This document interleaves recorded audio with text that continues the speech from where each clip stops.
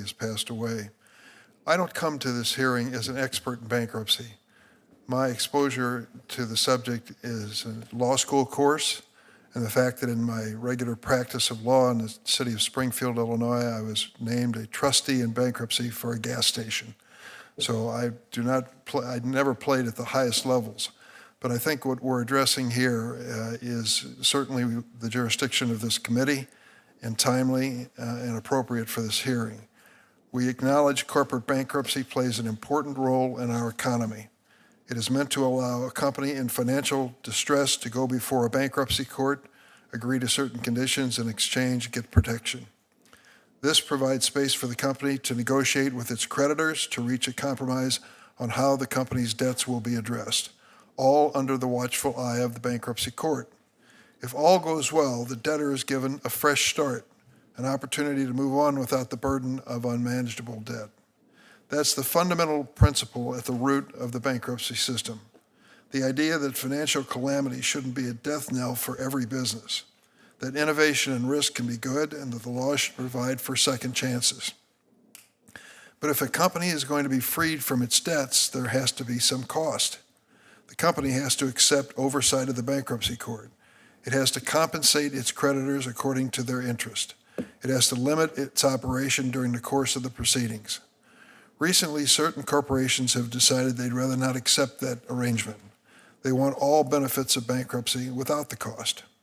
The video featured testimony from Kimberly Naranjo, a mesothelioma victim who testified last year and, as I mentioned, has since passed away.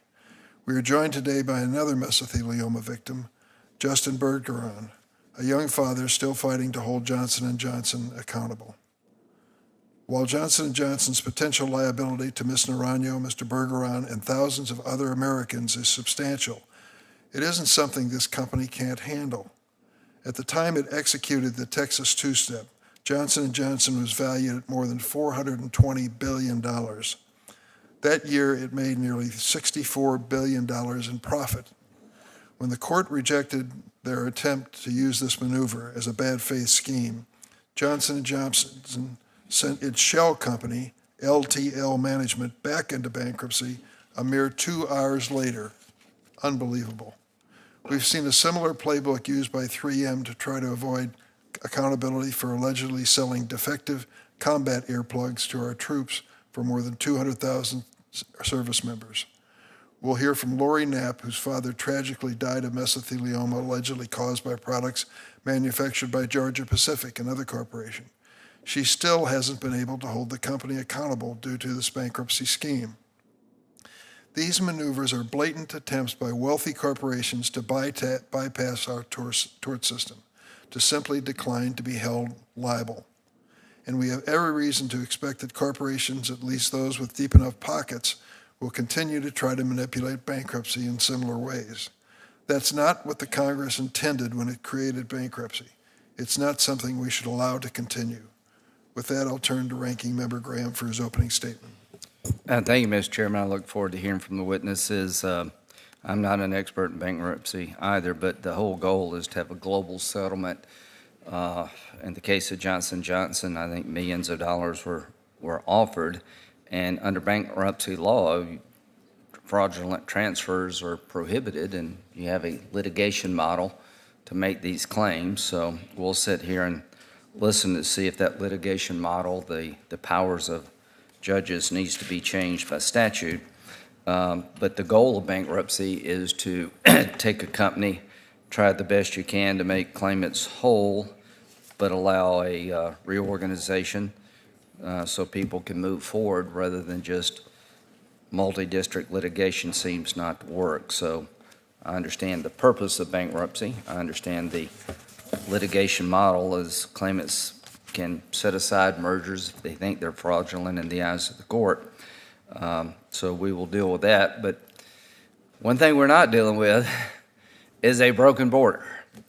I don't know if you saw yesterday, there's 2,000 people on a train coming out of Mexico cheering and yelling because they're coming to our southern border. Eventually, sometime, somewhere, I hope the Democratic majority will take a little bit of time, and everything's important, but I can't think of anything more important than to stop what I think is literally an invasion of the country. People are being released by the thousands because there's no space left. And we've got to deal with this. We got to, as a Senate, come up with a solution. The House passed a border security plan. You may not like it, but at least they did it. It's time for us, Mr. Chairman, to take this problem seriously because it is a life and death situation on multiple levels. Senator Graham, I share your concern about this challenge, and as you know, we're scheduled to sit down tomorrow for the opening conversation about this. I hope it leads to bipartisan response, which we've seen in the past and need to have again. This issue of bankruptcy is shared not only with the full committee, but certainly the Subcommittee on Federal Courts, which has jurisdiction over the bankruptcy code. I'm going to recognize Senator Sheldon Whitehouse, chair of that subcommittee, for an opening statement. Thank you, Chair Durbin and Ranking Member Graham, for holding this hearing on this important topic. Last February, Senator Kennedy and I held a hearing with the chairman's support in my federal court subcommittee to highlight a way that corporations have been abusing the bankruptcy system. That was the then emerging maneuver known as the Texas two-step. This ploy allows large corporations on solid financial footing, like Johnson & Johnson and Georgia Pacific, well-known names, to shirk responsibility for damage their products have caused and delay paying due compensation for Americans they have hurt. During that hearing, I outlined 4 main reasons the Texas two-step is a problem. First, it violates the fundamental bankruptcy principle that a company must open up all of its assets and liabilities to creditors in exchange for being forgiven its debts and allowed to start anew.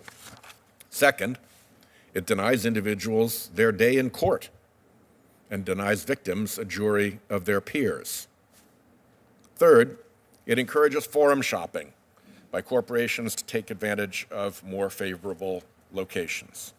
Fourth, the Texas two-step admires victims in protracted bankruptcy proceedings, robbing them of precious time.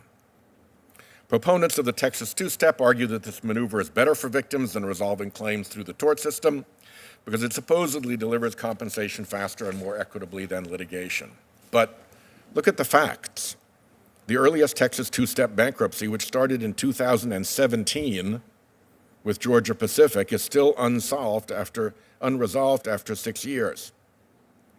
As for equity and fairness, take the fact that when Johnson & Johnson attempted to use the Texas two-step to resolve tens of thousands of claims against it for cancer caused by its talc products, the company's initial proposal of a $2 billion settlement fund and its subsequent $8.9 billion settlement offer were both dismissed by courts after they determined that there was no justification for Johnson & Johnson's subsidiary to declare bankruptcy in the first place, given Johnson & Johnson's financial strength. Put all this together, and it sure looks like a dirty trick, where a company flush with cash tries to put its assets out of reach and then bogs down tort claimants in bankruptcy proceedings that drag out for years with only a thin funding agreement as a promise to pay out compensation. In that hearing last February, we heard from Kimberly Naranjo, whose testimony just appeared in the chairman's video. She was diagnosed with terminal mesothelioma after using Johnson & Johnson baby powder. She sued Johnson & Johnson, and her claim was halted, along with 38,000 others, once Johnson & Johnson undertook the Texas two-step and put its talc liabilities into bankruptcy proceedings. During Kimberly's brave and moving testimony, she told us how, when she learned that she could file a lawsuit and have it decided by a jury, she saw a path forward for her family.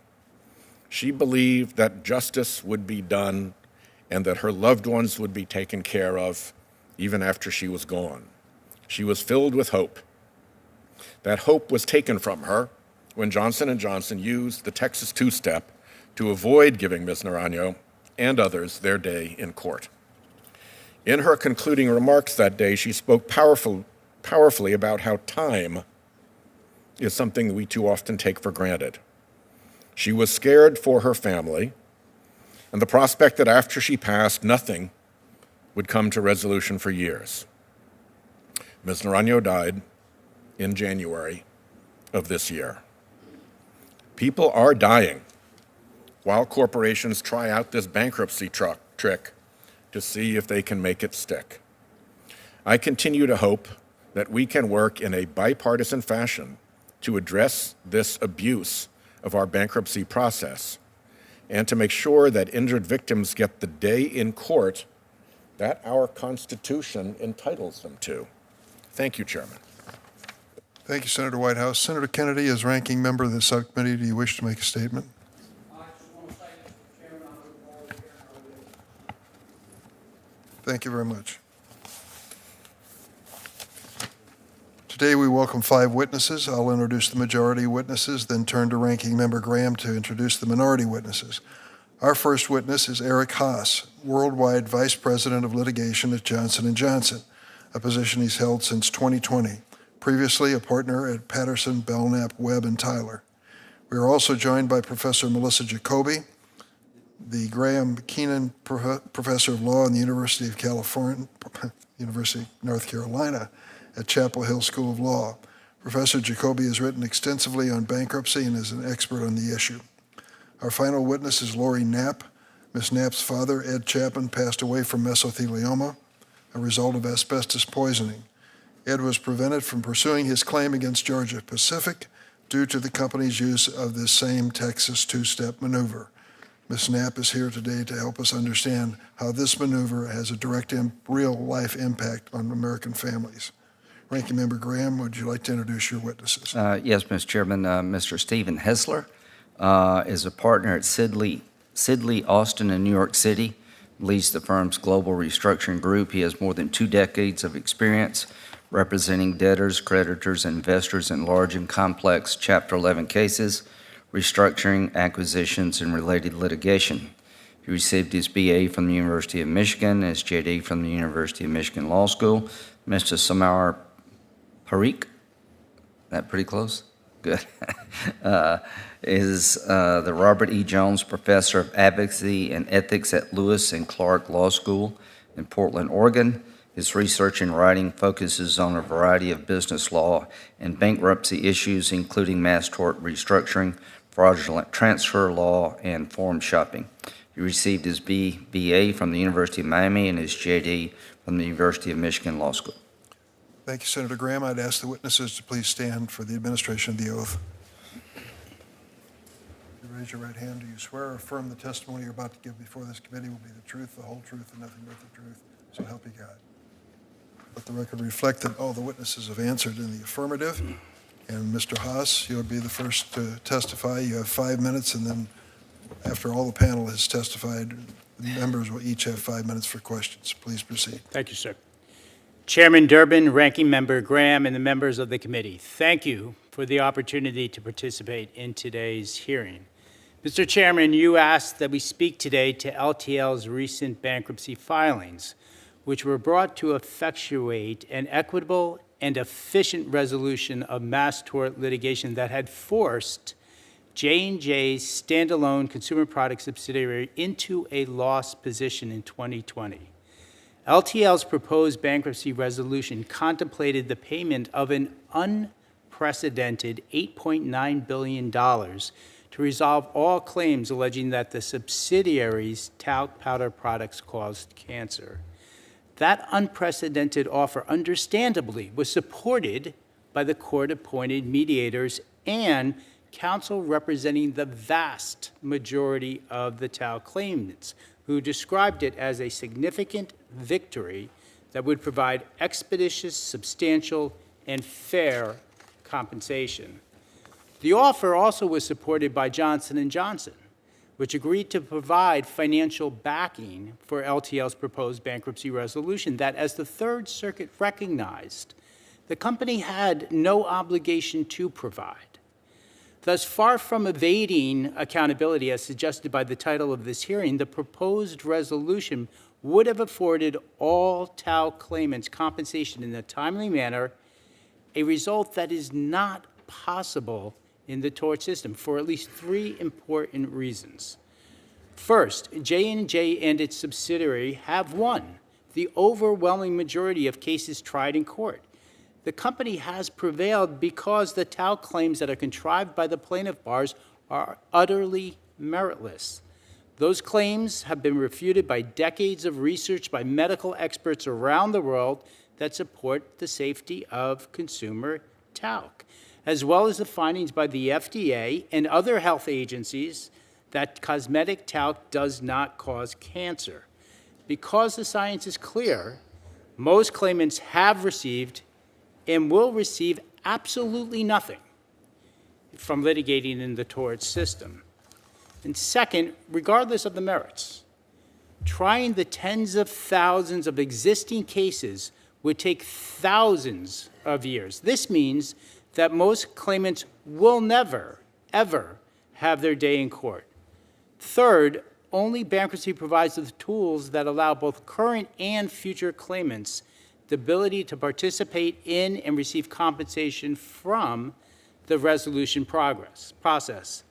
Congress legislated those tools into Section 524G of the Code, which provides that asbestos mass torts like ours are properly addressed by a bankruptcy trust covering current and future claims.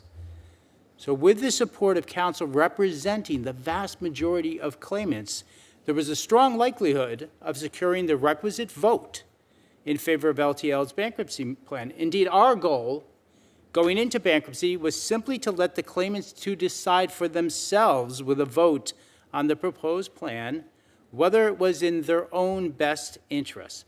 Unfortunately, the claimants never had that opportunity to be heard because the case was transferred to the Third Circuit, which adopted a novel standard that required the bankruptcy court to dismiss. The Third Circuit adopted that novel standard at the urging of mass tort lawyers representing a small minority of claimants, mostly mesothelioma lawyers, whose business model is predicated on the possibility of winning one-off jackpot verdicts from which they will take up to a 40% fee. This mass tort litigation business model is not in the best interest of claimants, should not be dictating bankruptcy policy, and is a scourge facing U.S. companies today. Although compelled to dismiss the case, the bankruptcy court also stated that LTL had made remarkable progress towards a fair, efficient, and expeditious settlement, and the court strongly encouraged LTL to continue to pursue a global resolution through bankruptcy. We intend to follow the bankruptcy court's directive to achieve a resolution that is in the best interest of and is supported by the claimants. In the end, the claimants' vote should be what matters. We urge this committee to support legislation to clarify that the proposed resolutions like ours should get to a vote. Let the people vote. Thank you, Mr. Haas. Professor Jacoby. Make sure your microphone is turned on. There we go. Thank you. When I first learned about bankruptcy and its impact on laws and procedures all over the country and indeed the world, it felt like a new set of power tools. And like the power tools one might have in a workshop, there's a temptation to use them broadly and try to use them to fix problems, never mind what the instruction manual is telling us about the warnings of doing so. So I'd like to draw a broader frame around what's happening in Chapter 11, the understandable role that some of these extraordinary interventions that bankruptcy offers plays, and why they are a difficult fit for really all mass tort cases, but need special care in certain situations so that they're not misused.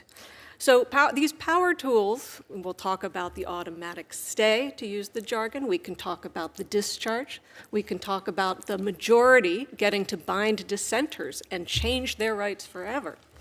These rules work fairly smoothly in the vast majority of big Chapter 11 commercial cases. We're talking about bondholders and lenders and other investors, debts as we typically understand them. That's why it makes sense to impose an immediate injunction, which is a very big deal for a federal court to do, but Congress says it's automatic in the bankruptcy situation, typically to stop debt collection. It's a different story to talk about stopping jury trials to determine liability about wrongdoing in the first place. And then we get to the permanent alteration of legal obligations. Big companies already get broader, permanent legal relief than financially distressed consumers do. And it is a very significant fact that you don't need unanimous consent. You can't bind dissenters with the majority. That overrides a lot of other law. And it's one thing to do that in cases involving robust debates over interest rates and other terms. It's completely different in a series of cases that are about managing lawsuits, creating an alternative justice system, not to negotiate with banks and hedge funds and the like. So they're overriding not just normal debt collection, they're overriding how ordinary law determines liability for wrongdoing in the first place. So guardrails are really essential here. Now, there are a lot of cases we could talk about, but Mr. Haas is here and talking about J&J, so I'll turn there. I think that Mr. Haas and I agree on some meaningful things. We agree that bankruptcy has very unique features. Those power tools cannot be found elsewhere, and it's understandable why even profitable corporations would want to use them and argue that they're efficient. I think we aspire for fair outcomes for all. I agree that all people need ethical representation and deserve it from their lawyers, whether they are an injured person or a big corporation. And I think that the bankruptcy system should be used for its intended purpose, as I think Mr. Haas was suggesting, but we have very different conceptions of what that means. So Congress did not create bankruptcy to be the complaint department about plaintiffs' lawyers in the civil justice system, or a forum to hash out the science when it hasn't gone, when the other courts have not always seen J&J's position on this. And we can talk about the MDL and the FDA and other things if people would like. Congress did not intend lawsuits to be stripped into a separate subsidiary. I think this history of 524G for asbestos really imagined the entire operating company being in the bankruptcy. That was the design of Johns Manville. That's how it was created. And the Third Circuit decision is fully in the mainstream of the bankruptcy system and fully consistent, I think, with what Congress had in mind. The Fourth Circuit standard, by contrast, is not particularly well respected. Now, I understand that J&J has the right to suggest it knows best what for all the claimants. In my remaining time, I just want to highlight that J&J has an incentive to find whatever number of claimants, however vetted or not vetted they are, and consider them the majority. It's very hard to get a handle on the entire universe. At the very least, mesothelioma and ovarian cancer claimants deserve a different voice. They are in different situations and within them have different experiences. So thank you. Thank you, Professor Jacoby. Mr. Hessler. Chairman Durbin, Ranking Member Graham, members of the committee, thank you for inviting me to testify. The title of today's hearing indicates meaningful criticism or at least skepticism of certain facets of present bankruptcy practice. I believe much of that narrative, even though well-intended, rests on an incomplete understanding of the text, design, and the application of the Bankruptcy Code. That said, I do also believe the committee's emphasis on accountability today is entirely appropriate. As with any detailed body of law, Chapter 11, of course, always may benefit from continual reform. I will not repeat my written testimony in these opening remarks, though I do want to summarize briefly two key themes. How both Congress in drafting Chapter 11 and bankruptcy court judges in applying Chapter 11, how they do enforce accountability by corporate debtors.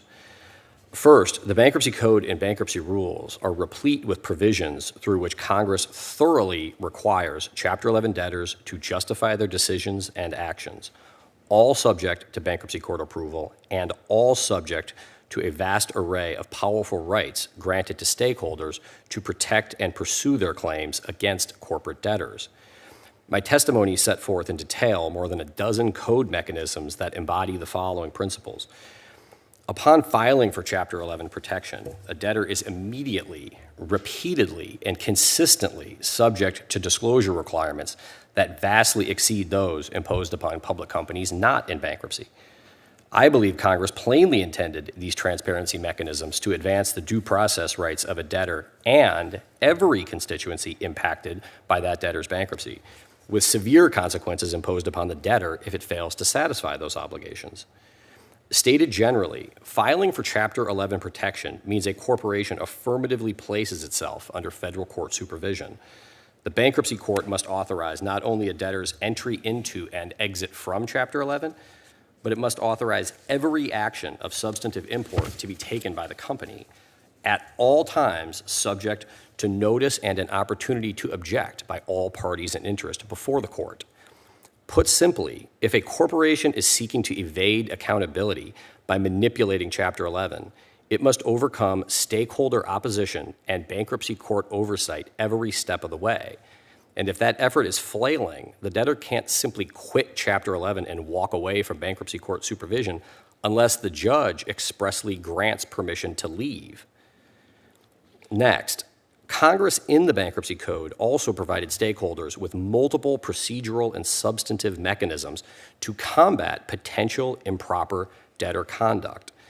These provisions include expansive standing and discovery rights, the ability to seek to lift the automatic stay of litigation against the debtor, the ability to seek the appointment of a trustee or examiner to run or investigate the debtor. Taken together, these provisions are designed to ensure that a debtor may not misuse Chapter 11 to shield, hide, or transfer away assets from stakeholders that have a legal right to that value. Finally, from my perspective as a practitioner, what is largely missing from this debate is the centrality of bankruptcy court judges in enforcing accountability.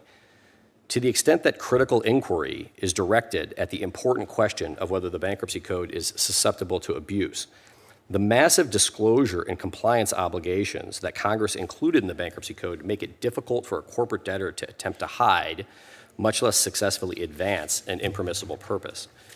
Even assuming otherwise, the adversarial tools that Congress provided to stakeholders in Chapter 11 serve as a deterrent and, if needed, a remedy for manipulation. Proving that there is widespread evasion of accountability, therefore, would logically imply that there's a breakdown in the application of Chapter 11, which brings into focus the indispensable role of bankruptcy court judges. My testimony sought to address a few arguments that are raised, but given my time, I'll just touch briefly on two.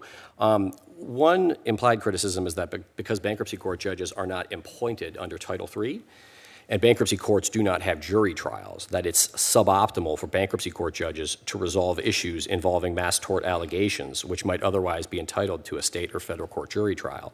As a threshold but critical clarification, Chapter 11 addresses the resolution of claims against a debtor. It is not the substantive law that governs liability for those alleged claims.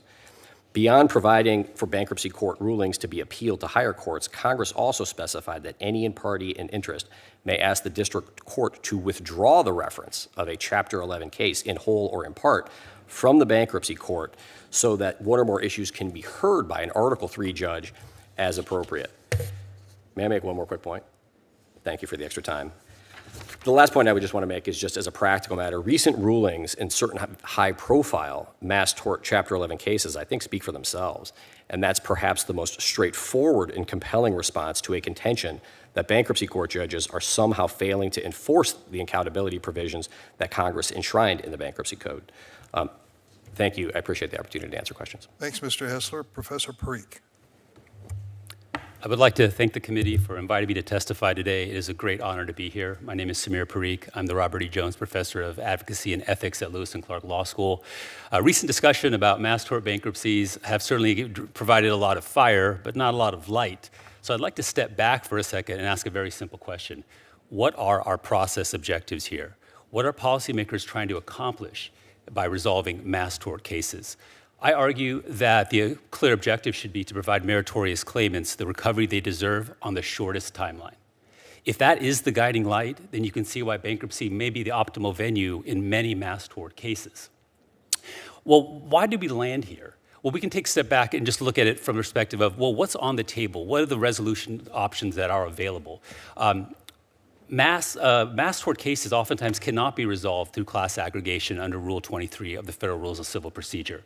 Supreme Court jurisprudence at the turn of the century made it very clear if a case has future claimants or too many individualized issues regarding damages and causation, then that case cannot be resolved through Rule 23. So that's been taken off the table. So what stepped into the void? Multi-district litigation stepped into that void. MDL has had a lot of successes, but it has a mixed reputation. So MDL cannot offer a global settlement. MDL cannot marshal claims in state court or claims held by future claimants. Okay, so what does MDL offer? It offers an arena to have a settlement negotiation. Okay, but as we all know, just because parties are talking doesn't mean that settlement can be reached. That's why a lot of cases in MDL drag on for years, 5 years, 7 years, 10 years. Keep in mind, this is a captive process. Claimants cannot opt out. They can't just say, I don't want to be here anymore. I'd like to have my day in court. That is not an option. MDL also lacks transparency, and that's why a lot of claimants have voiced their displeasure with it. So this is the reason why a lot of corporate defendants, a lot of stakeholders have started opting into bankruptcy. So what does bankruptcy offer? Well, bankruptcy offers global settlement. You can marshal claims in federal court and in state court. You can marshal claims held by current claimants, and future claimants. Bankruptcy also offers this settlement model where parties can have that negotiation that they could have in an MDL. If they can reach resolution, that's great. That can be confirmed. But if they can't, the bankruptcy court judge is authorized to intervene. At that point, the judge can estimate the aggregate value of all the claims in a particular case. The corporate debtor can take that information and make a settlement offer to victims. If claimants decide that this is a fair offer, they can vote accordingly. If a supermajority feel that way, that settlement can go forward and a plan can be confirmed. That's a very powerful option. Also, bankruptcy offers a lot of transparency. It shines a very bright light on these proceedings, which is very valuable. It's not to say bankruptcy is perfect. Bankruptcy is not perfect. There's lots of things that could be fixed. I just have 3 things I'd like to note very quickly. First and foremost is Section 524G. That only applies to cases that involve asbestos claims. I think 524G should be amended to expand and include all mass tort cases. That way you get uniformity in process and outcomes.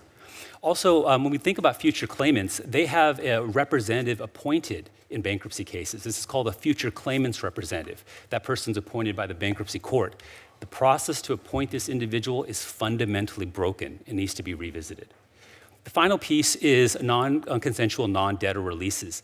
These releases play a vital role in finding resolution in many mass tort cases. Without them, resolution would not be possible. Under this arrangement, a third party makes a significant contribution to a victim settlement trust. In exchange, civil claims against that party related to the case are channeled to that trust. Once again, it provides, in many cases, a meaningful recovery, an enhanced recovery for claimants in these cases. So it's very valuable. I believe Section 524, I believe the Bankruptcy Code actually supports these types of releases, but the language could be amended to make it very clear that this form of relief is available. In concluding, I would just like to note, going back to where I started, what's the objective here? I feel like that doesn't get discussed a lot. The objective is, once again, trying to find meritorious claimants the recovery they deserve on the shortest timeline. If that is the guiding light, I do believe bankruptcy is oftentimes the optimal venue in many mass tort cases. I hope we have time to talk about how to improve that platform instead of merely talking about how to tear that platform down. I thank you, the committee, for this time, and I look forward to your questions. Thank you, Professor. Ms. Knapp. Thank you for inviting me to be here. My dad, Ed Chapman, died from asbestos cancer caused by asbestos found in drywall products that he worked with in the 1970s. He and a small group of other workers, about 10 men in total, worked on many projects together using the same products and tools. At least 3 of those men died from mesothelioma, a cancer so rare that generally only 1 in 100,000 people get it. These men have been wiped out by asbestos. The asbestos products that killed my dad were manufactured by and sold by Georgia Pacific and other companies. Georgia Pacific knew that their product was incredibly dangerous, but continued to sell them. In 1971, Georgia Pacific's secret internal documents acknowledged workers would get sick from asbestos and that they would sue Georgia Pacific. But Georgia Pacific didn't care.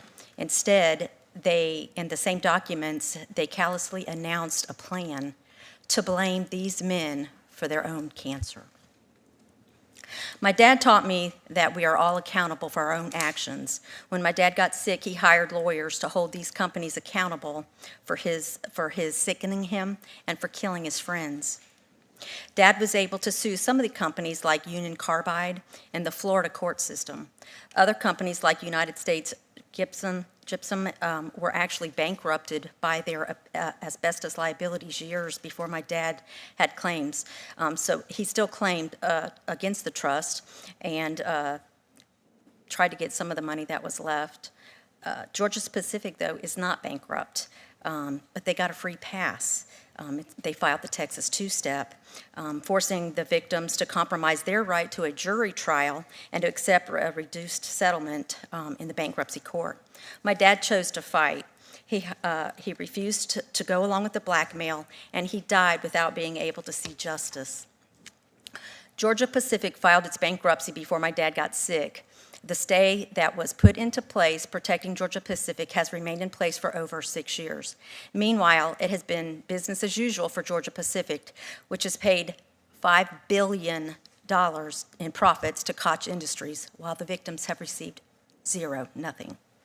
When my dad's case went to trial in March of 2020, all the defendants that had not settled were in the courtroom.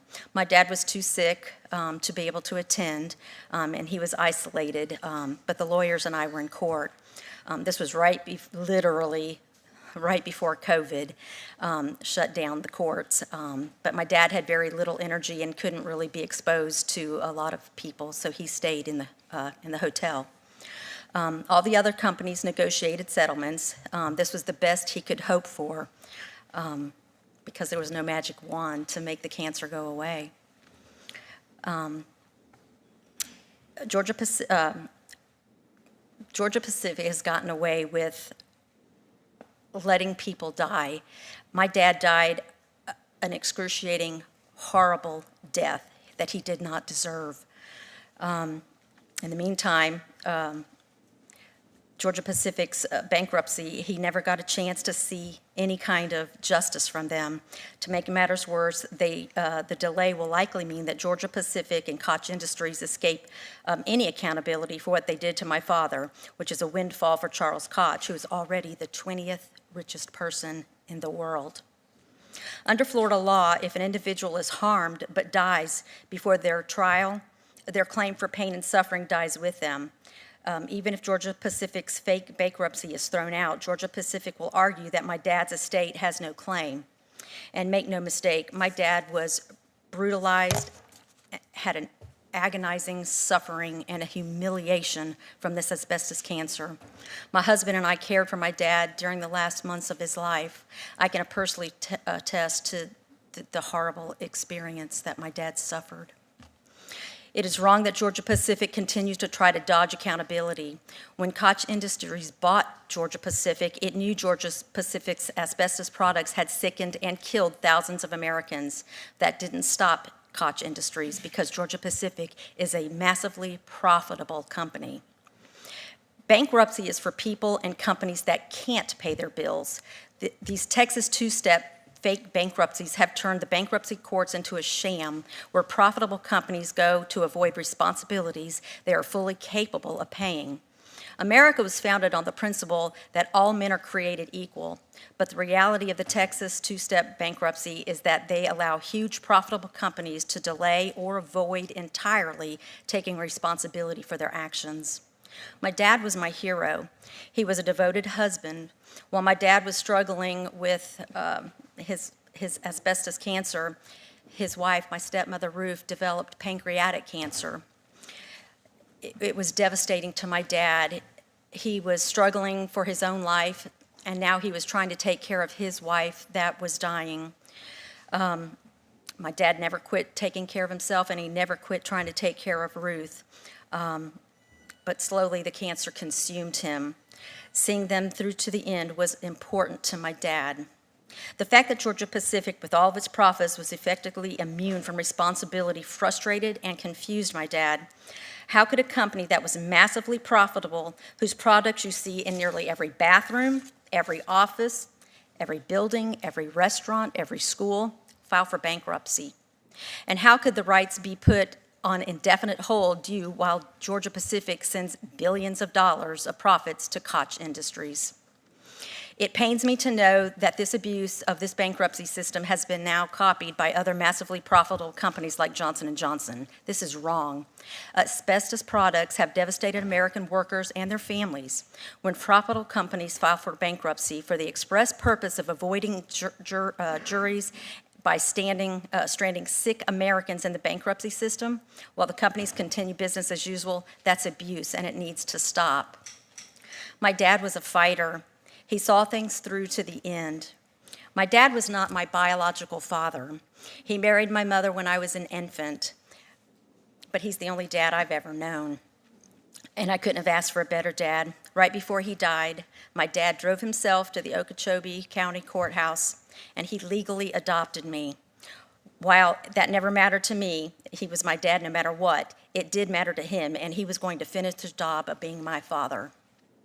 And he made sure he finished the job. Dad taught me to speak up against injustice and abuse and to hold myself and others accountable for their actions. And Dad taught me to see things through to the end. I am here to honor him by continuing his fight, by seeing it through to the end and making sure that Georgia Pacific doesn't get away with this abuse.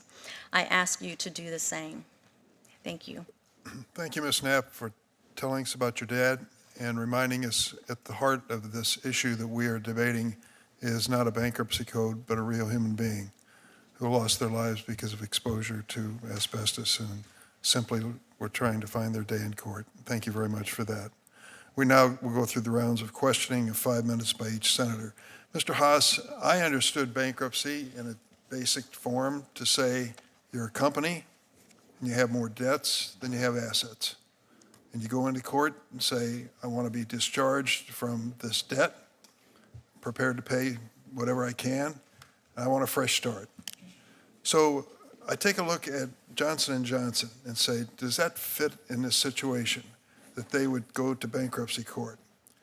In October 2021, when LTL first filed bankruptcy, Johnson & Johnson had a market capitalization of approximately $420 billion. 2022, year following LTL's bankruptcy filing, Johnson & Johnson generated $94.9 billion in sales and $63.9 billion in profit. September 2022, Johnson & Johnson announced a $5 billion stock buyback.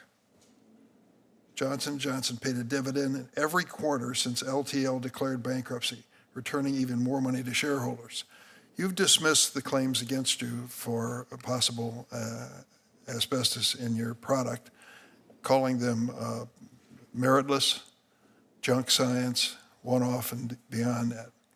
And yet you put a valuation through LTL of $8.9 billion in these claims. How can you have it both ways? How can you be a profitable corporation worth that much money and say these meritless claims were worth $8.9 billion and you shouldn't be responsible for them?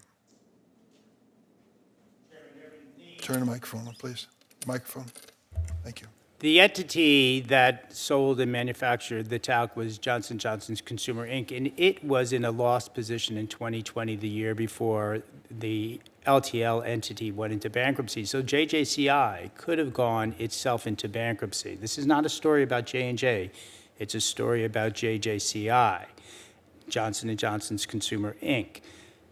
In the transaction that we undertook in order to create LTL and to place LTL in bankruptcy, we actually provided the claimants, the talc claimants, with more recourse, more assets than they would have had we not done the transaction if JJCI as the enterprise had gone into bankruptcy alone. So what we were able to accomplish is two things, which were, as the Third Circuit recognized, the objective of the bankruptcy code. One is to optimize the recourse available to claimants, and the second is to make sure that viable enterprises can go forward to the extent Haas, possible. there's something missing here. Why would you create LTL, which made no products whatsoever, but simply was there as the repository of some funds for any liability, if in fact the underlying company that made this product in question, the company was worth so few assets at the time? It doesn't follow. Let me ask you another question. I think I read somewhere that your company, Johnson & Johnson, has changed the formulation of their baby powder over the years. Is that true? Johnson & Johnson Consumer Inc., the subsidiary, changed the formulation to take talc out and use cornstarch instead. And they did that in 2020 because the demand for talc had gone down because of the Had advertising nothing to do by... with potential liability in a tort suit? Excuse me? It had nothing to do with your potential liability in a tort suit? No, to the contrary, as we stated at the time, it had to do with the demand that had decreased due to false and misleading advertising by the plaintiff's bar. And that is at core what is the issue here. These claims are meritless, but nonetheless, even though they're... Meritless, but worth $8.9 billion. The $8.9 billion was an amount that we did not come up with. It is a number that the claimants came up with. The counsel for the vast majority of claimants approached us with an offer. And they approached us and they said, if you are willing to pay $8.9 billion, we will take that. We claimants will take it. And that's why we went back into bankruptcy, because we did so with written agreements from counsel for the vast majority of claimants. Vast majority of claimants, which of course means that others who wanted their day in court for establishing their own recovery wouldn't have that chance. In bankruptcy, in order for a plan to be confirmed, you need, for this particular type of plan, you need a supermajority of plaintiffs, not just a vast majority, but a supermajority. And that plan needs to be confirmed by the bankruptcy court. So that plan would have been approved only into the extent that the supermajority of claimants and the court determined it was the right thing to do. Our intent going into bankruptcy was to simply let the claimants and the court decide whether or not this was the appropriate resolution. Because again, this was a plan that came to us, that was proposed to us as a resolution that was in the best interest of claimants. And the reason for that is twofold. One, we were winning the majority of cases in the tort system. So most claimants get nothing, absolutely nothing from litigating tort system. Secondly, You make two arguments here. Meritless. Claimants get nothing. They will recover nothing. And yet somebody comes up with a figure of $8.9 billion and you jump at it. right, and that is... You have it both ways. You just can't argue both ways. You went into bankruptcy court to limit the liability of Johnson & Johnson, CI or Johnson & Johnson. And luckily, at least at one or two different levels, the courts have said, this is a sham. This is a maneuver in the court which is not anticipated by the bankruptcy code. Senator Graham. Finish your thought, Mr. Haas. Thank you. The bankruptcy court, in dismissing the second time, actually encouraged, and that's the words of the court, quote, strongly encouraged, and, quote, urge us to continue the process, to go forward with the bankruptcy negotiations, and to go back into bankruptcy to get it done. And why? Because the claimants supported the plan. So even though the bankruptcy court recognized that under the Third Circuit's novel new standard, which is different than every other circuit court in the country, the bankruptcy court said, nonetheless, you should go forward and do it because it's in the best interest of all claimants. And in the end, that is the key. Because if you're in the tort system, most of the claimants would receive zero, and it would take 3,000 years to have adjudicated the cases that had been filed at the time of the bankruptcy, let alone the additional thousands that had been added thereafter. So the only way to get an equitable, efficient resolution was through this process. And you asked, why would we spend $8.9 billion? Litigation expenses. There are hundreds and millions of dollars being spent litigating meritless claims. year after year after year after year. And yes, there was a desire to put a stop to that. And the way to put a stop to that was in the best interest of all parties, two claimants, was the proposed resolution they made. Thank you. Mr. Hessler, mass tort litigation, are you familiar with that at all? Okay. You need to put your mic on. Yes, So if you have a situation where a lot of people have been allegedly hurt, mass tort litigation allows sort of the consolidation of the claims, right? Yes, Senator. Okay, and that's to get things moving quicker. You form a class, people enter into the class, and you can litigate for the entire class. The goal of that is to do what? Get to a consensual resolution as quickly as Okay. possible.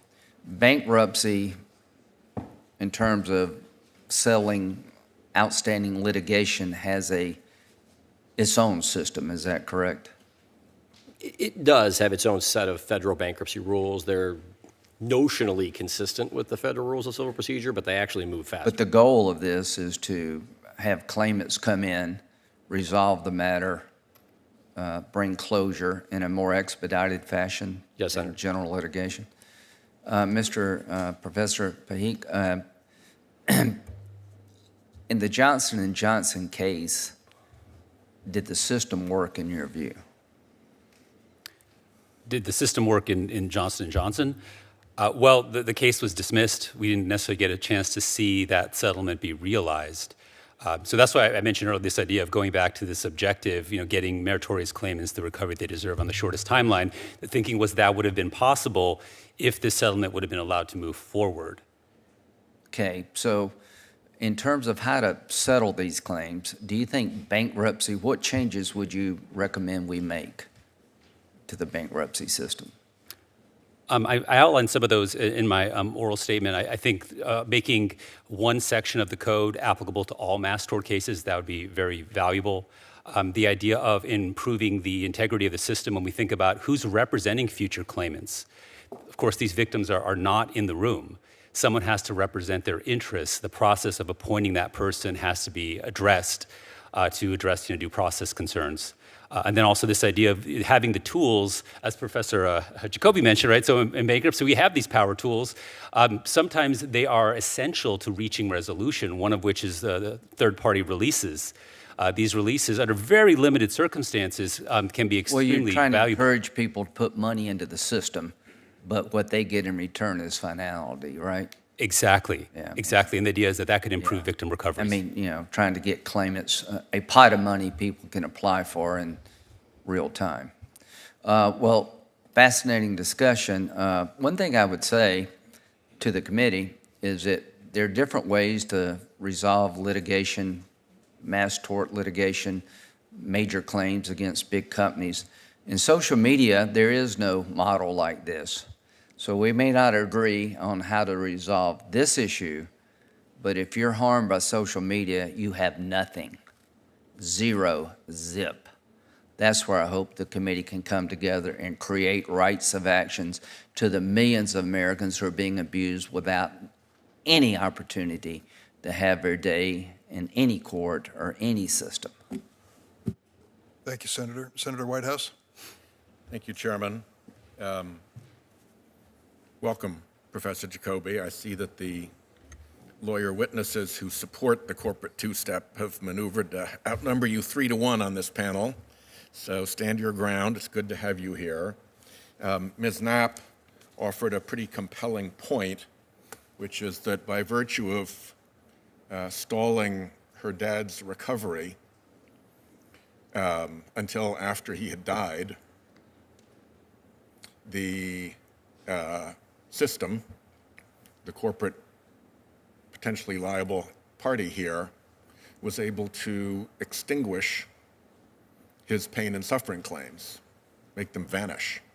Whereas if they'd had to address them while he was alive, they would be a part of his recovery. Is that a legitimate use of delay by corporate defendants? And is it a real problem? Is she stating something that is a significant problem we should pay attention to.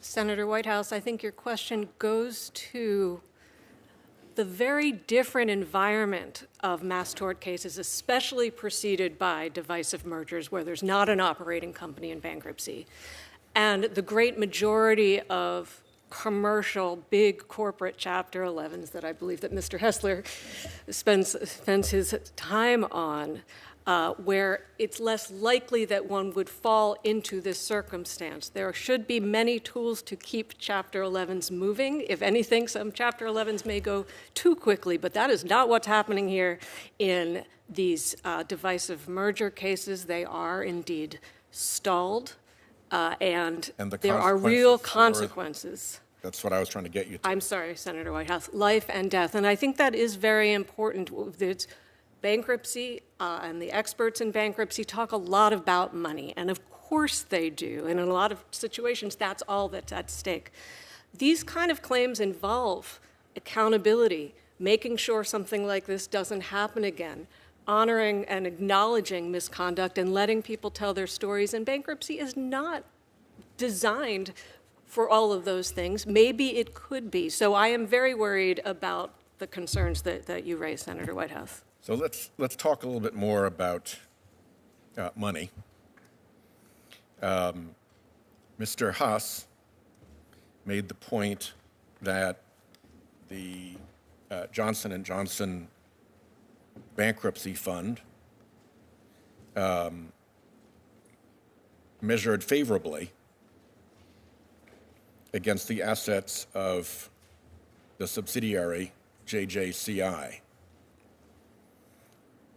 It strikes me that Johnson & Johnson controls what assets are in JJCI. There are innumerable ways within a corporate structure of moving assets between subsidiaries. Why should the argument that we're doing better than our divided subsidiary would provide be given any credence at all when that measure, when that bar can be driven right to the ground by the very people who are seeking to dodge their responsibilities? This question again goes to, I think, a division we see between the average commercial case and what's going on, especially in the divisive merger cases designed only for personal injury, wrongful death claims, and other mass tort contexts. Typically, corporate form is honored in bankruptcy, that the entity that has filed, we look to that. There are tools, I think as Senator Graham mentioned, such as fraudulent transfer, to consider various corporate transfers. We also do need to look at non-bankruptcy tort law. Quick interruption on fraudulent transfers. Are you aware of any fraudulent transfer challenge in a Texas two-step type proceeding that has ever succeeded? It takes a long time to tee them up. I believe they are underway, but it may be years until they were resolved. Got it. Okay.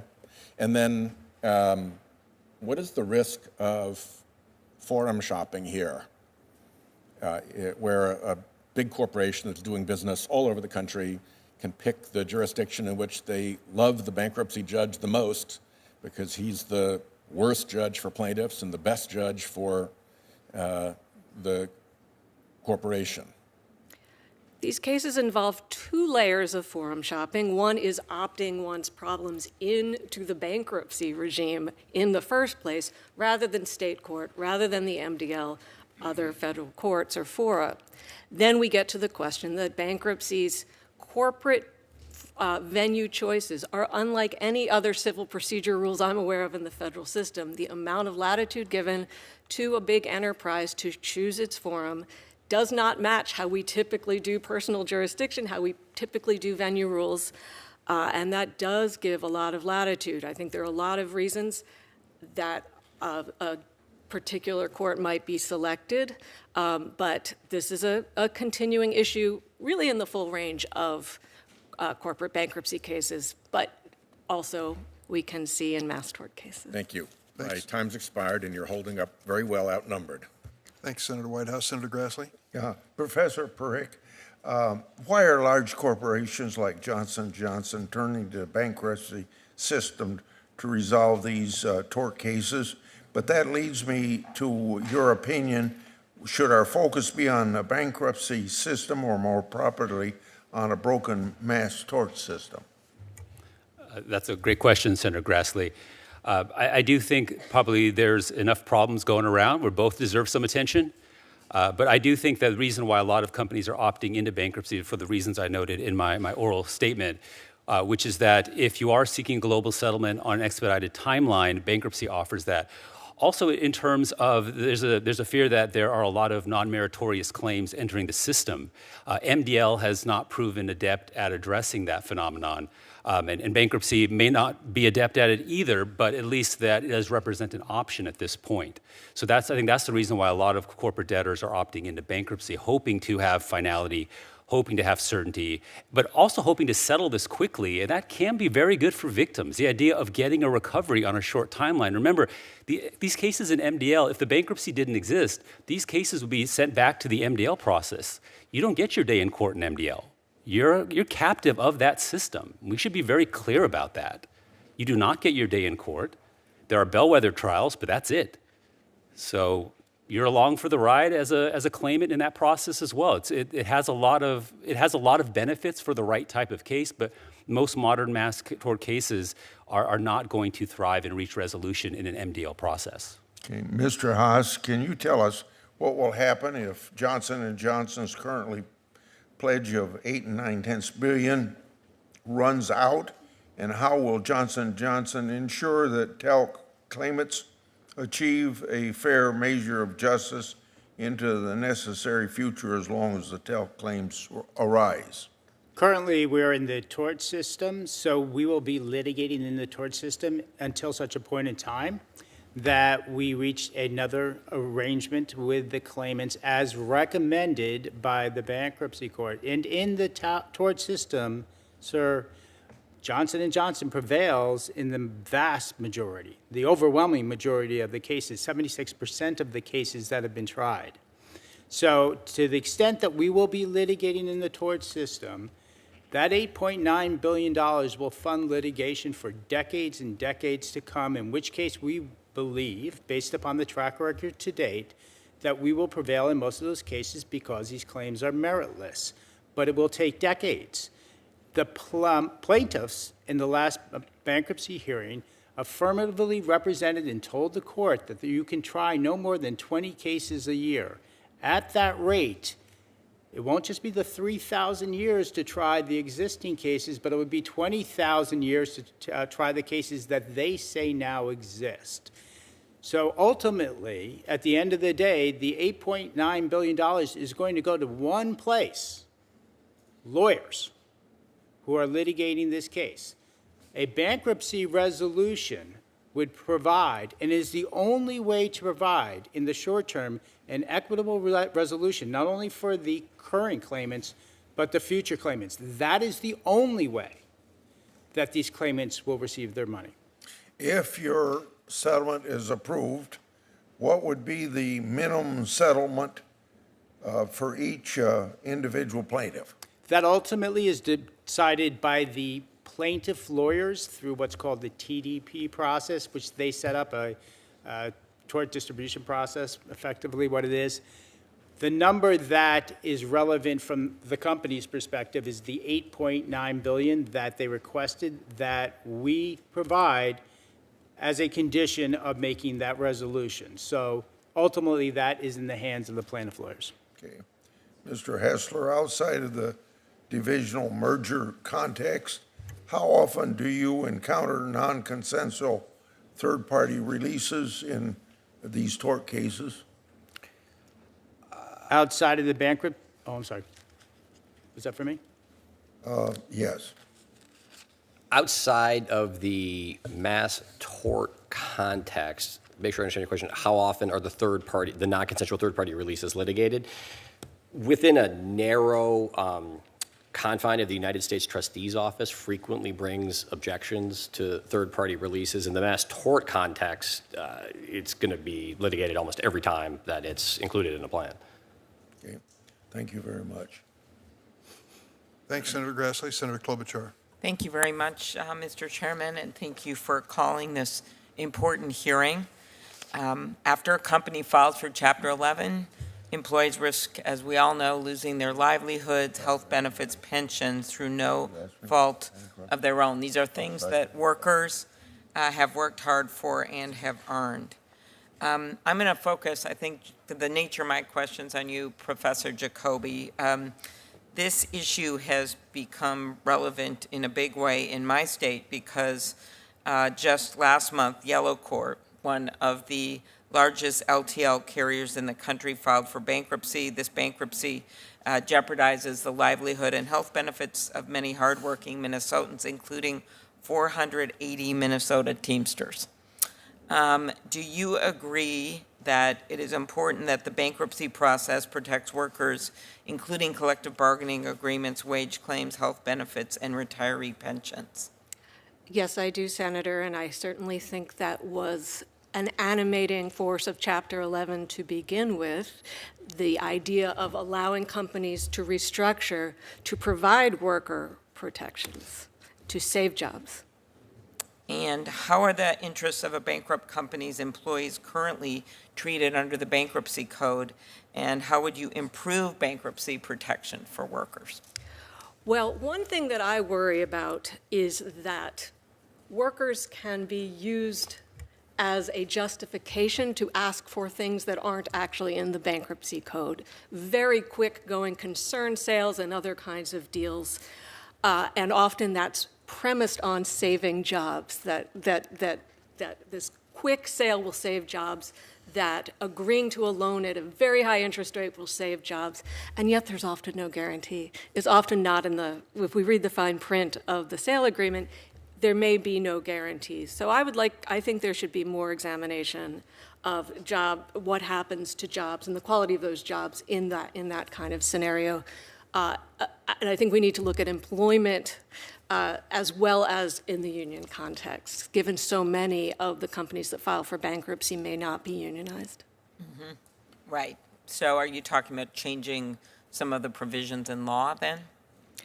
I think that could be warranted. I think it also makes sense to continue to look at what kind of protection is given to worker claims. There are certain priority claims in the bankruptcy code that often it's suggested could be updated to give increased protection, and sometimes, in some cases, even those administrative priority claims or other priority claims are not honored as they should be. So I think that should be looked at too. Mm-hmm.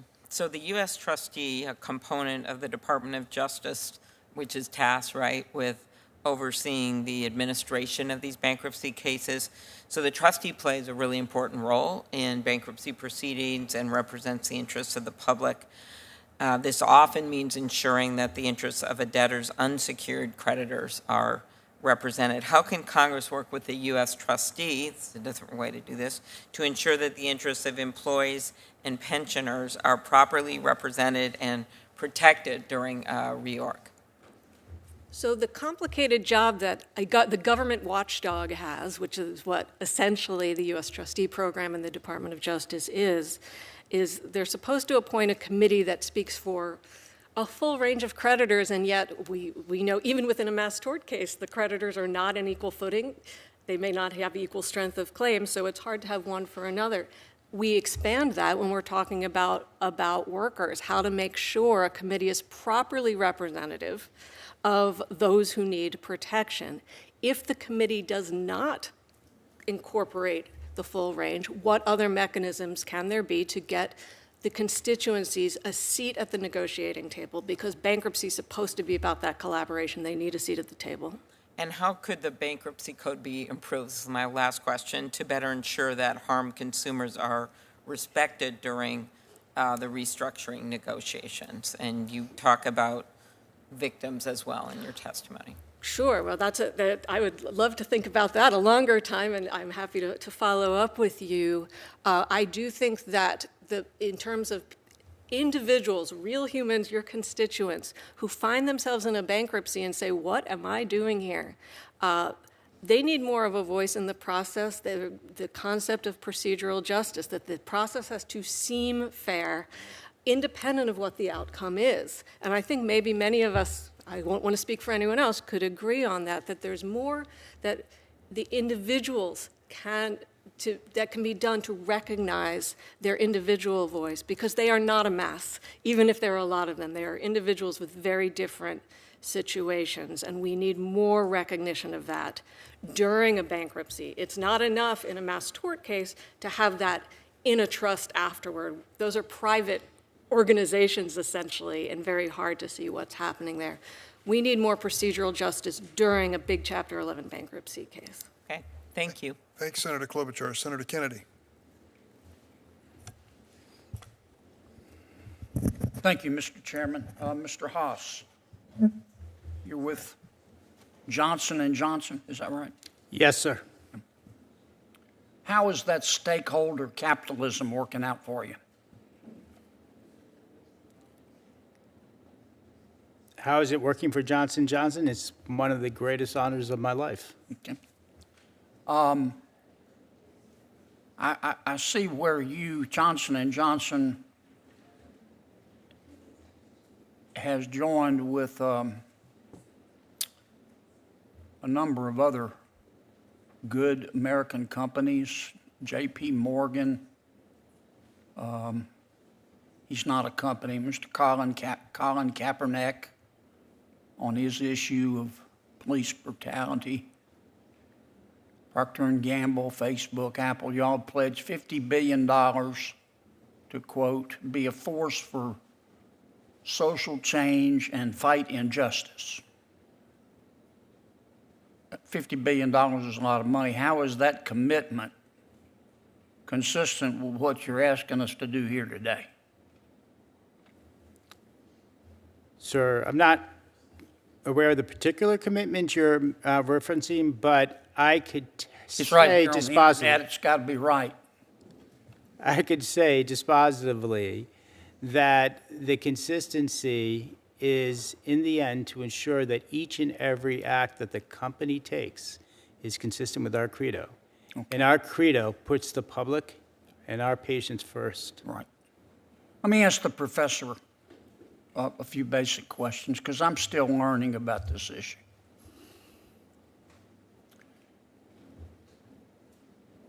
Johnson & Johnson took it, before I do, I forgot to ask you one question. How many talc cases have you tried to verdict? There have been 42 cases that have gone to verdict. Of those, we have prevailed in 32. Okay, so you lost 10. Yes. Okay, and what were the total damages in the 10 that you lost? The damages ranged dramatically. Just give me a total. I don't know the total. I can give you a approximate. The highest one was in the billions. Okay. All right, Professor. I don't want to just pick on Johnson & Johnson, but they're the one here. Let me pick on Georgia Pacific, okay? I don't want to pick on anybody. I'm learning on this issue, but let's call them Corporation A gets sued with respect to mass torts. They spin off the liabilities to a shell corporation, and that shell corporation files Chapter 11 bankruptcy, right? Sure. Is that legal under the bankruptcy code? Is that legal? The code does not restrict that necessarily. Courts have found that there are a variety of bases to reject that sort of action. So courts have been pretty active in this space. I should probably, Senator Whitehouse what's left. What's the consensus? I mean, some bankruptcy judges say this is a legitimate use of the bankruptcy code, I presume. Other bankruptcy judges say, no, it's not, and it's dismissed. Is that a fair statement? That is a fair statement. I think that there's a nuance here. If you don't mind, I can flesh it out a little bit. What's the national consensus on this? I think the national consensus is that this is a proper action under state law, but to the extent there is some sort of impropriety, bankruptcy court judges are very well positioned to police that, as we've seen in the LTL case. So it's not that Senator Whitehouse pointed out that I was supporting Texas two-step. I'm not supporting Texas two-step. I'm merely providing that. So to the extent there is malfeasance, malfeasance, the it can be authority addressed. to say this is an abuse of the code, right? Exactly. And courts can address that. How many have done that? Well, the most prominent one is LTL. So in the Third Circuit now, there's a very rigorous Is there a test. split among the circuits? There is. So the Fourth Circuit, and we were talking about forum shopping earlier, that would encourage forum shopping, absolutely. Okay. Is there a case before the Supreme Court to resolve this? No. I bet there's one coming. I mean, and what are you asking us to do today? Let me start with Mr. Haas again. What are you asking us to do today? The ask from our perspective to Congress would be to make uniform that very issue you just identified. What is the standard with respect to dismissing a case? Now, there's a distinction between the propriety of a Texas two-step, let's call that, it's a divisional merger statute, and the question of what is a standard that you apply when you dismiss a case. Our case was not dismissed because of anything to do with the Texas two-step. Nobody challenged the Texas two-step in our case. In fact, Mr. Haas, you just had a golden opportunity to answer my question. Let me ask you, Mr. Parikh, and you didn't do it. Professor, tell me what you think we should do today. What you think Congress would do. I think there are very large issues here. I think, as I mentioned before, 524G needs to be amended to capture all mass tort cases. Once that's done, you can have uniformity in process and procedure with all these cases. Some involve asbestos, some don't. The code can be revised to provide clarity on whether third-party releases can be part of a plan. I think that'd be very helpful. And then, of course, the future claimants representative. If that could be modified, have some more integrity in that selection process, those pieces together, I think, would really improve the process. Thank you. Thank you, Mr. Chairman. Senator Kennedy asked a good question. We've tried to follow through on it as to just what were the verdicts or the settlements in these cases. Some of it is hard to come by very quickly, but there was one case in Missouri that was $4.69 million for a group of 20 claimants, reduced on appeal to $2 billion, to give you a range here. But remember the offer from Johnson & Johnson through LTL was for $8.9 billion for 60,000 claimants. Put that in perspective. Next up, I believe, is Senator Hirono. Thank you, Mr. Chairman. Professor Parikh, you mentioned that what we describe as the Texas two-step is a proper action under state law. Those two states being Texas and Delaware. Those are the only two states that allow for divisive mergers. Is that not so? It's also Pennsylvania and Arizona. There's a third state. So I have a question for Professor Jacoby. The Texas two-step that we're talking about today, which is, as I said, also possible under Delaware and now we're told Pennsylvania law, relies on a quirk of state corporate law, but it is far from clear to me that state fraudulent transfer law would actually allow these divisive mergers to be treated as anything other than fraudulent transfers. In any event, shouldn't we establish some sort of federal minimum standard to prevent a race to the bottom among the states all trying to create innovative ways to attract corporations considering bankruptcy? So what used to be just Texas and Delaware, now Pennsylvania is getting in on the action as far as I can tell, enabling Texas two-step. So should we be considering some sort of a minimum kind of standard to make it a lot harder for people to avoid this kind of litigation? So that certainly, if a case is properly within the domain of the bankruptcy system, as that's defined in the Constitution, which I think of as more narrowly than some of my colleagues here, then you certainly have the right, when a case is in that domain, to set additional rules. And we have an example of that now, where federal fraudulent transfer law can apply to divisive merger bankruptcies. That is being teed up in, I believe, the Western District of North Carolina cases. And that's true even if state law seeks to declare in a statute or a court that under state law it would not qualify for fraudulent transfer.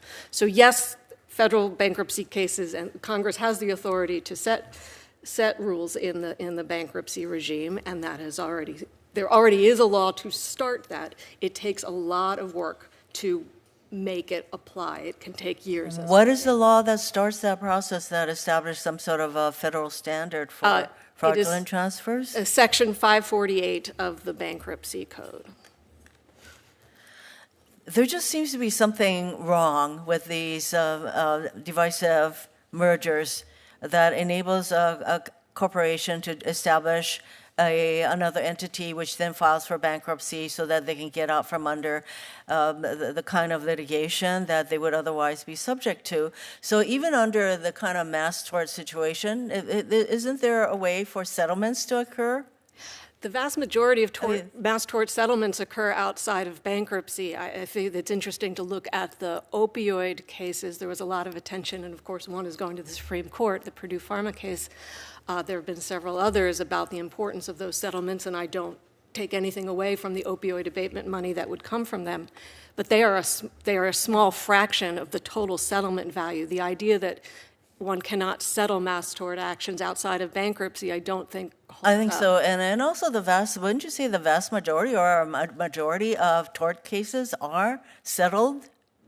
The vast majority of nearly all lawsuits are settled or That's dismissed right. early. And So a day in court can mean more than the trial. It means starting the process, having discovery, being able to ask questions, and then deciding to have a resolution and taking the result, win or lose. And the thing about Chapter 11 bankruptcy is it has nothing to do with liability or having any kind of discovery that leads to concerns about liability. And usually when you do discovery, you can pretty much be able to argue the strength of liability, which then encourages parties to settle. Isn't that so? So I do want to emphasize that the bankruptcy system does use rules of procedure, does have discovery. The question is what it's used for and how much control claimants may have in that process. I also do, if you'll indulge me, the vetting of these claims, I think corporate defendants have an incentive in the mass tort context to defer that, and so we don't have that discovery. It seems to me that the discovery in a bankruptcy case has to do with whether X owes Y any money. In the case of a tort, there's negligence, there are damages, there are all kinds of other issues that arise, and that's why I just don't think that the bankruptcy laws particularly apply in a tort situation, even though these cases may take a long time. Thank you, Mr. Chairman. Senator Hawley. Thank you, Mr. Chairman. Mr. Haas, if I could just come back to you. Let me ask you about the Ingham case. I'm sure you remember that case. That was the one litigated in my state, in the state of Missouri. 22 plaintiffs who alleged that your baby powder caused ovarian cancer. By the way, didn't the FDA find that there were traces of asbestos in your baby powder? The FDA outsourced to a lab that found asbestos, a trace amount of asbestos in one lot, and 150 studies thereafter were done of that batch and found no asbestos. And if there was asbestos in that... Okay. That's quite the word salad. But if we just compress, I think the answer is yes, right? Did the FDA find that there were traces of asbestos in your baby powder? No, yes. Ultimately... No? Ultimately, the Third Circuit got that wrong? I just read it in their opinion.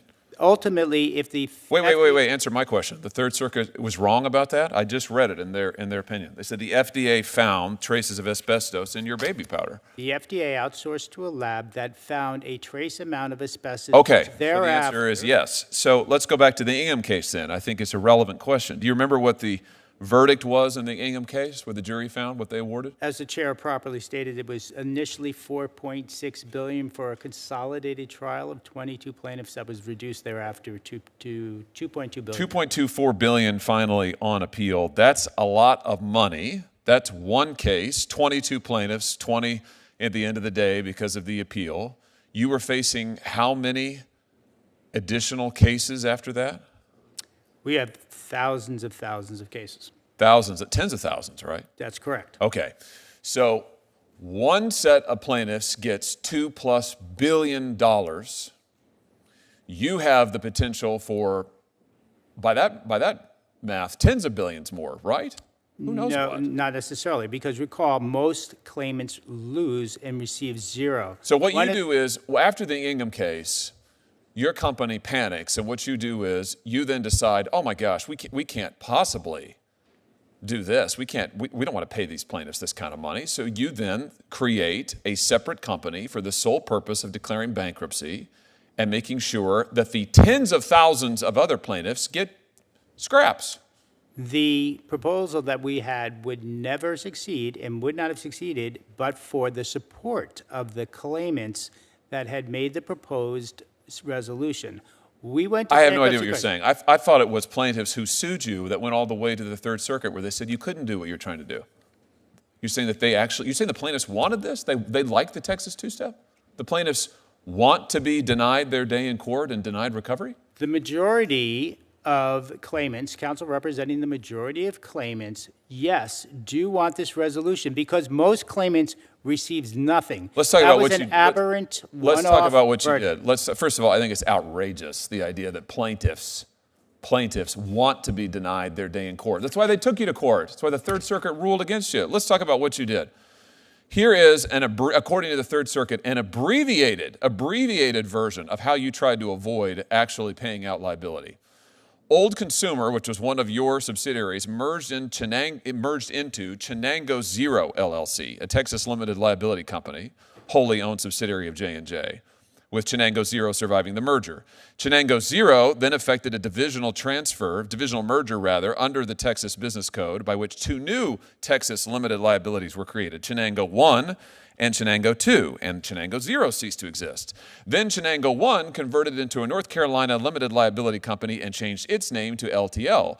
Chenango 2 then merged into Curahee Holding Company, the direct parent company of LTL. Curahee survived the merger and then changed its name to Johnson & Johnson Consumer Incorporated. Are you here to tell us that you think that this is a great way to proceed and is fair to the consumers who had asbestos in their baby powder? Indeed, the claimants after that transaction had access to more recourse than they did before, which is exactly More recourse? which is exactly You the reason. created, in the words of the Third Circuit, you created a company with the sole purpose of sending it into bankruptcy. So you could limit your liability. Here's what I don't understand. Johnson & Johnson is a hugely profitable company, isn't it? This is where we're talking about a subsidiary. Oh, I know, It was but in a you own them lost all. You own them position. all. So aren't you hugely profitable? I mean, how much money did you make on the COVID vaccine, for example? Nothing, actually. We made nothing. You got on it. billions of dollars in subsidies from the federal government. Taxpayers have paid you billions. How much did you make on opioids? All those opioids you prescribed? How much did you make on that over the years? I do not have that information. Really? I thought it was curious when you said that your company credo was to always put the public first. It is. Was that what you were doing when you were lying to doctors and patients about the addictive nature of opioids? Is that why your company agreed to billions of dollars in settlements with states and other localities because of what you did to further the opioid crisis? We prevailed in the only two cases that were tried. and You the settled jury for billions of determined. dollars, and I brought one of those suits, and it's the proudest thing I ever did as Attorney General of the state of Missouri. Your company has made billions of dollars on American consumers, multiple times lying to them. And the idea that you now are looking actively for ways to limit the liability for further torts you have committed against the American people, I think is outrageous, absolutely outrageous. And if you want to know why the American people don't trust huge corporations, it's because of companies like yours.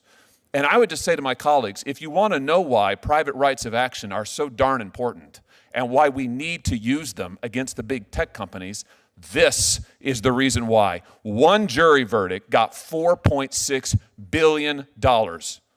That's a hammer. Companies fear it. They fear it. It's why they're trying to distort the bankruptcy code to avoid it. We need to give more Americans the ability to get that recourse in court.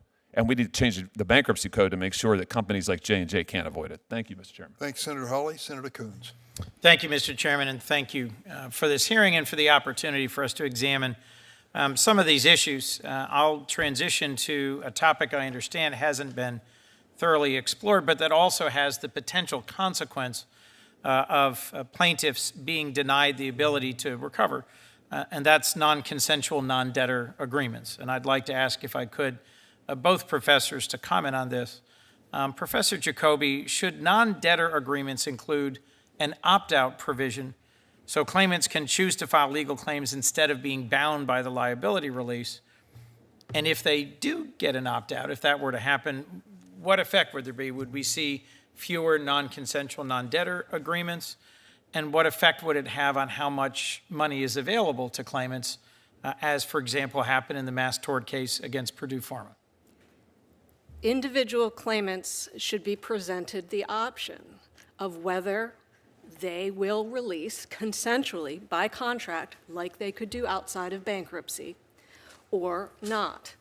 The discharge power in the bankruptcy code does allow the majority to bind dissenters with respect to the liability of the debtor. I do not believe that extends to direct liability of third parties. So it has to be by contract. And we'll see what the Supreme Court says about Purdue Pharma.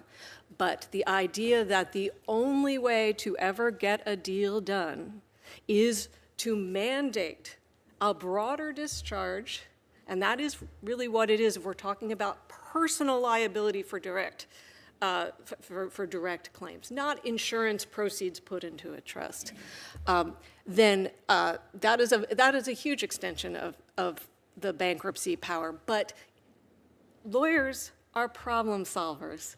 These corporations and their very excellent counsel will find a way forward. They do in circuits that can't, that don't permit the same binding of third party. Well, as you're implicitly referencing, the courts of appeal are currently split, and Yes. the Supreme Court has agreed to take the issue up this term. This is a split specifically on non-consensual, non-debtor agreements. Is there room for Congress to act? And if so, what do you think Congress should do in this particular area? Well, the way that the district court decision in Purdue Pharma, as well as the dissent in the Second Circuit of Purdue Pharma, lay it out, the current code does not authorize third-party liability shields without consent. Clearly, not everyone has bought into that. The Supreme Court claims they're going to have this on a fast track. The question is whether the Senate acts more quickly to clarify that or not. But I do think it is important to distinguish between efforts to channel, say, insurance proceeds into a trust and guide claimants to that trust is different from direct personal liability of a third party. That's really where the issue lies. Professor Parikh, any different views on these two questions, both whether there should be an opt-out provision, and if so, what consequence that would have for what's available to claimants, and then what, if anything, Congress might take up and consider doing either before or after the Supreme Court acts? Yes, Senator. I think for non-consensual, non-debtor releases, I think the bankruptcy code does provide for them. They play a very large role in these cases in reaching resolution. Keep in mind that the claims are not extinguished. They're merely channeled to this trust. I think the larger issue that, once again, almost never gets discussed is making sure these trusts are properly funded. That does not get discussed at all. And that's probably the much larger issue from my perspective. In terms of opt-out provisions, you can see in recent mass tort cases, there are opt-out provisions, but there are lots of strings attached. You can opt out as a claimant, but your ultimate recovery is capped at what you otherwise would have received through the plan. So there's a strong disincentive not to opt out. So with opt-out provisions, we see them, of course, under Rule 23. When we think about class aggregation, there are always opt-out provisions. Plaintiffs' attorneys are very good at making sure that that's a limited option. But nevertheless, in bankruptcy, that option exists. But with all these strings attached, that's something that could be clarified through the code. Survivors of child abuse and advocates have raised concerns about other bankruptcy procedures that have been involved in cases like the Boy Scouts and USA Gymnastics and others.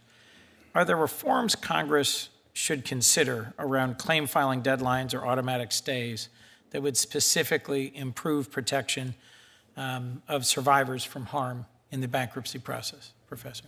Well, thank you for asking about that. One thing I would like to see before I give an answer from my perspective is I would love for this body to get to hear from more of the survivors who have participated in those cases, because I'm not sure they feel heard right now about in the process. The issue of bar dates and the proofs of claim, which I think you were asking about, which is very different than what we're seeing in the asbestos cases, where we, at least some of them, where we're not sure who it's hard to measure the majority if I don't know who all the claimants are.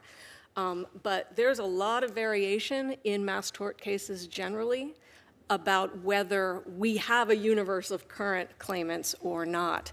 I think, I'm not sure that has to be uniform, but I think it cuts a lot of different ways. For example, not having a bar date in a state that has a completely open statute of limitations now in response to Child USA and other advocacy groups about letting adults come forward in their time, not having a bar date and letting someone collect in the future honors the research about the time it takes to come to that decision. A bar date forces someone to make that decision at a time they might not be ready or forever be foreclosed. And again, to some of the discussion that's happened about releases and others, this is not just about the money. These claims are not being brought as far, again, I don't want to speak for everyone because everyone's got their individual story, but there are a lot of other interests at stake about accountability and ensuring this doesn't happen to other people that are in addition to the money, or sometimes even more important to the money. So I think we really need to factor that in. This system was not designed for them. Thank you. Thank you very much. Thank you both. Thank you, Mr. Chairman, for your forbearance. Thanks, Senator Coons. Senator Blumenthal.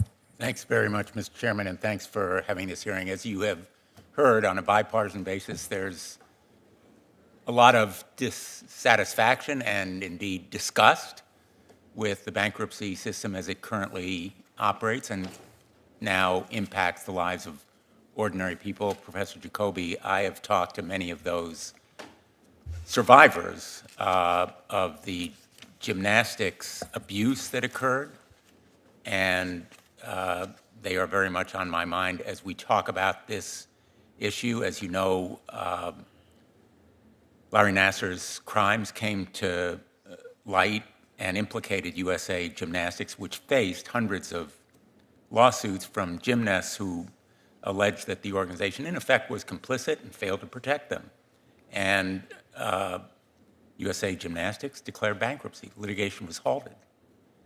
Depositions stopped. And their attempt to hold the organization to account for those hundreds of cases of sexual abuse was stymied. And the public was deprived of a lot of the truth about what USA Gymnastics did to make it liable and responsible. So I wonder whether there is a way, Professor Jacoby, to permit this process to go forward, that is the legal process to go forward, at least with the discovery. You know, we call it discovery. It really, in that case, was discovery about what went wrong with USA Gymnastics. The bankruptcy system absolutely can accommodate that. Indeed, early discussions of mass tort bankruptcy, I think, anticipated that way more would be done through other civil processes, that this would not cut everything off.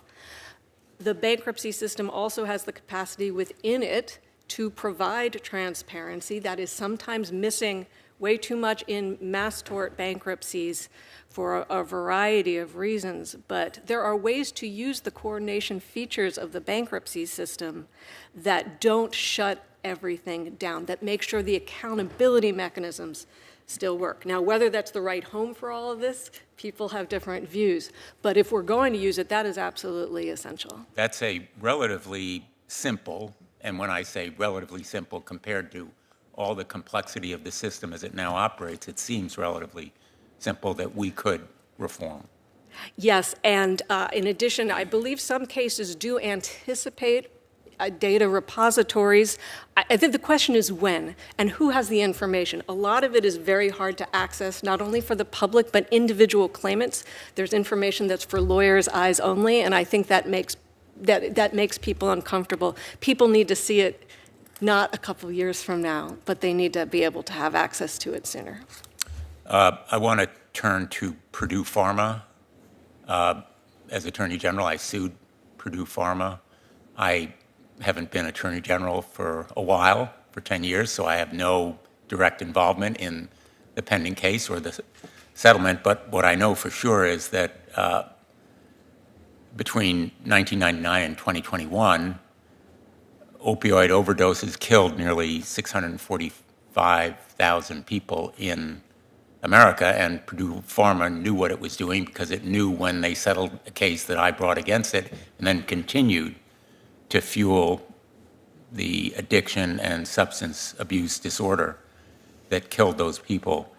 Let me cut right to the question here, and you all are aware of this case. In exchange for contributing about $6 billion to the proposed settlement, the Sackler family, the individual Sacklers, have requested immunity from all current and future opioid lawsuits. The family hasn't declared bankruptcy. They're not subject to any of the requirements of transparency that are imposed on other parties, and they are trying to use the process, in effect, to buy immunity without the consent of their victims. I know that many of the survivors are supportive of the settlement, and I know why, because they want some compensation for the heartbreaking and unspeakable suffering that they have endured as a result of the wrongdoing of the Sacklers and the company. But yesterday, Senators Warren, Welch, and I reintroduced the Sackler Act, which would close the loophole that has permitted the families to try to avoid accountability and responsibility. I'd like to ask any of the panelists who have an opinion on this issue to provide it. Professor Jacoby, it looks like you I'd be happy to if you'd like. I just wanted to give my colleagues Sure. a chance. So, again, the one question that always comes to mind is modeling legislation on a very specific case. And if I recall, I have not seen your most recent legislation. What I do recall is that it was focused on the claims of government representatives and also making sure that government representatives were not stopped during the bankruptcy from exercising their police and regulatory. And if that's not where this is, then I'll switch gears. I think the part about making sure that the temporary injunction is not routinely expanded is quite important. It's something that came up in the 3M bankruptcy, but it came up even more in Purdue Pharma because it stopped government regulators, not just private claims. So I have a lot of sympathy for that. I do have concerns about legislating only about government for permanent releases, because that does raise the question and possibly a negative implication that it's acceptable for private parties, and I'm concerned about that question. But I understand why members of Congress think that a discharge in bankruptcy goes to a debtor unless a creditor contracts, agrees to release their claim. That makes a lot of sense to me. Senator, may I just weigh in on this really quick statement to answer your question? The bankruptcy case does not halt criminal prosecutions. So I just want to make sure that's clear. Thank you, Senator Blumenthal. Senator Welch. I want to pick up where Senator Hawley left off and where Senator Blumenthal left off. I understand, by the way, Senator Hawley asked you the question, J&J made $27 billion last year. Is that yeah, is that right? I believe that's about the right. All right, the second thing I want to say, bankruptcy, as I understand it, is very simple. You're broke, and you can get discharged from your debts, but you don't get discharged without putting all your assets in the pot. Is that right, Professor? That's right. And when we're talking about a company, Congress anticipated, legislated with an operating company. If I want to declare bankruptcy, all the assets I have, all the debts I have are in the pot, and they get distributed according to the rules of bankruptcy, right? Same for a company. The tort system, which we've had forever, allows an individual who's been injured to sue me, to sue a company. And if I'm found liable by a jury, then I pay, right? And isn't that correct? So what's happened here, going back to Purdue Pharma, it's really mystifying to me, and I think it is to a lot of folks. They go into bankruptcy, and there's incredible evidence about the Sackler family individually not only benefiting and becoming multi-billionaires, making contributions to the Sackler Gallery down here, having named buildings at universities, that they were part of the board and they knew that the opioids they were selling were addictive. They hired management consulting firms to actually boost sales. They did this knowing that people were dying and suffering. And they are in bankruptcy where the Sackler family has a Sackler rule for how bankruptcy works. They put all their liabilities in there in some of their money, but they keep billions. Is that how bankruptcy is supposed to work? I'm going to ask you, Mr. Haas, do you buy that? Do you think the Sacklers, who had knowledge of what they did with their company and killed people, biggest drug dealers outside of the Mexican cartel, do you think that they have the right to use bankruptcy but not put all of their billions into the pot so the people who they've injured can have their claims adjudicated? I'm not personally familiar with the facts of the Or make it Sackler simple. case, but I would say it's a stark contrast, and it is actually demonstrating the legitimacy of what we did. All right, so because of the that is distinction. I get it, you're with Johnson & Johnson, you're different. I mean, but the Sacklers were able to keep their individual billions safe and get the full benefit of discharge in bankruptcy. That's what they're looking to get.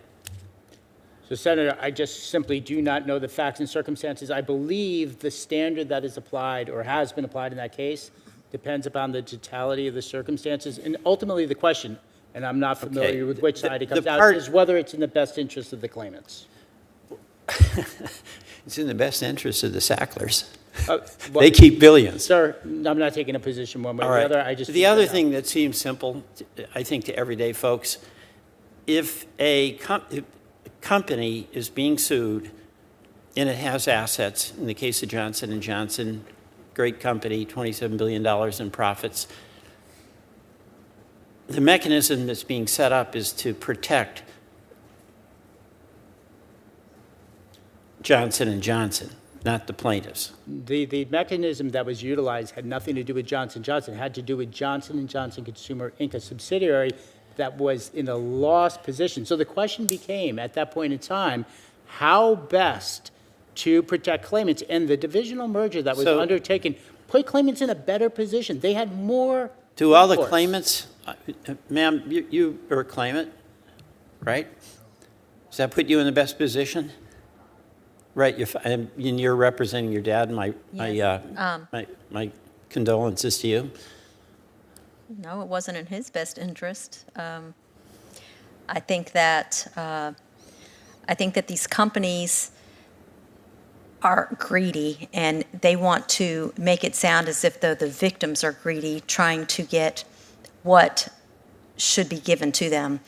But if they wait long enough, all the victims will die. And then what?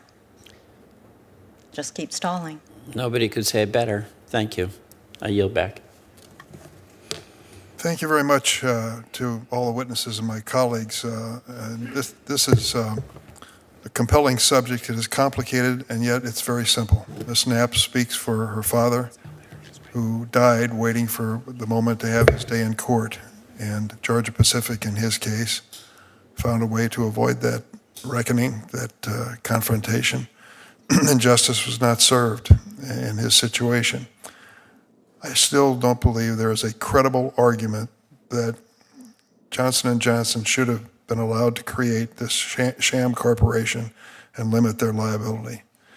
When I think of all the Johnson & Johnson products that our family has used, that white cloud that's in every baby's room in America, and the trust we had in your company, I have to tell you, it breaks my heart to think what it's facing today, and that is the reality that they're trying to avoid responsibility for their own conduct and their own products. And that to me is not right, and I don't believe it's American. God knows that anybody even conceived that the bankruptcy code would be used for this purpose, just beyond me. And the Sackler situation is disgusting. You know, they're sitting on billions of dollars and say they're not going to put this on the table for distribution to the people who are deserved unless they get out of jail free card in the process. Is that what our system of justice has turned out to be? I hope not. I thank you for this hearing. There may be some written questions sent your way in the next few days, and if you'd answer them promptly, I would appreciate it very much. And with that, the hearing stands adjourned.